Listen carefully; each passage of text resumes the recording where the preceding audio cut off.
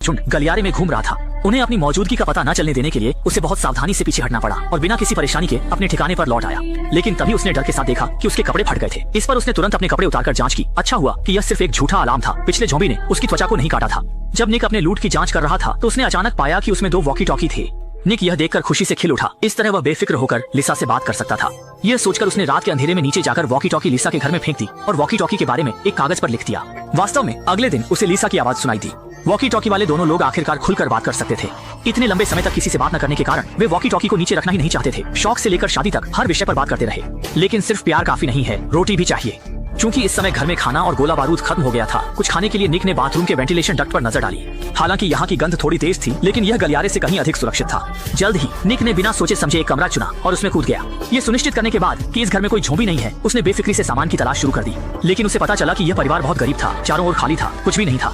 हालांकि जब उसने अलमारी खोली तो उसने पाया कि वह खाने और दूध से भरी हुई थी।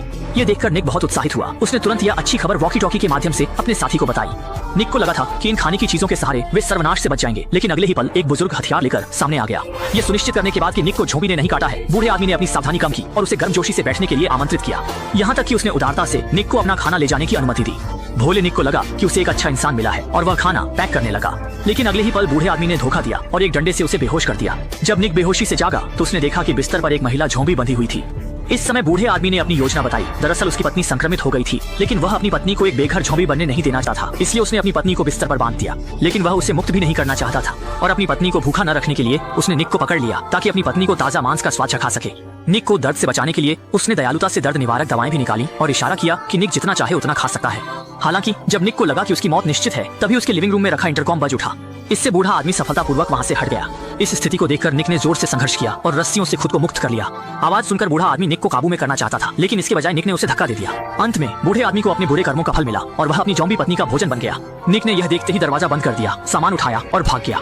और इंटरकॉम के माध्यम से निक को पता चला कि उसकी साथी लिसा के घर के चारों ओर ज़ॉम्बी भर गए हैं और वह बिना किसी रास्ते के बालकनी में छिप गई है। ये देखकर निक ने हीरो बनकर उसे बचाने का फैसला किया। उसने चादर को रस्सी के रूप में फेंका और चादर के सहारे नीचे उतर गया। अच्छा हुआ कि इसी समय उसे जमीन पर एक शिकार वाली बंदूक मिल गई। सामने आ रहे ज़ॉम्बी को उसने तुरंत सिर में गोली मार दी। लेकिन ताजा खून देखकर ज़ॉम्बी समूह और भी पागल हो गया और सभी निक की ओर झपटे। खतरे को भागते हुए लिसा ने भी जल्दी से चादर फेंकी और निक को इशारा किया कि वह चादर के सहारे ऊपर चढ़े। निक भी फुर्तीला था और जल्द ही चादर के सहारे महिला के नीचे की मंजिल तक पहुंच गया।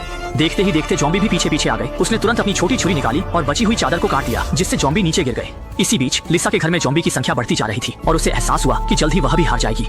अंतिम प्रयास में उसने एक जोखिम उठाया और चादर के सहारे नीचे उतरी। सौभाग्य से वह बिना किसी दुर्घटना के नीचे पहुंच गई और यह दोनों का पहला करीबी संपर्क था। ये जानते हुए कि अब प्यार की बातें करने का समय नहीं है, वे जल्दी से गलियारे से बाहर निकले और भागने लगे। रास्ते में दोनों ने हर बाधा को पार किया और जीवित रहने की तीव्र इच्छा से उनमें जबरदस्त ताकत आ गई। सौभाग्य से वे बिना किसी खतरे के अपने आरामदायक छोटे घर लौट आए। लेकिन तभी निक ने डर के साथ देखा कि उसके शरीर पर खून का एक धब्बा है। ये सोचकर कि शायद उसे काट लिया गया है और लिसा को परेशानी में नहीं डालना चाहते हुए वह तुरंत बालकनी पर खड़ा हो गया। अगर वह संक्रमित हो गया तो वह तुरंत बालकनी से कूद जाएगा। लेकिन जब उसने अपने कपड़े उतारे तो उसने आश्चर्य से देखा कि उसका शरीर बिल्कुल ठीक था और वह खून सिर्फ ज़ॉम्बी का था। दोनों ने भी राहत की सांस ली। दरवाजे पर टक्कर की आवाज सुनकर उन्होंने मिलकर अपने शरीर से दरवाजे को रोका। सौभाग्य से कुछ ही देर में बाहर के ज़ॉम्बी ने हार मान ली और टक्कर मारना बंद कर दिया। इसके बाद दोनों एक दूसरे से गले मिले, यह विश्वास करते हुए कि अपनी बुद्धिमत्ता के साथ वे निश्चित रूप से इस ज़ॉम्बी संकट से बच निकलेंगे। और इसी के साथ फिल्म का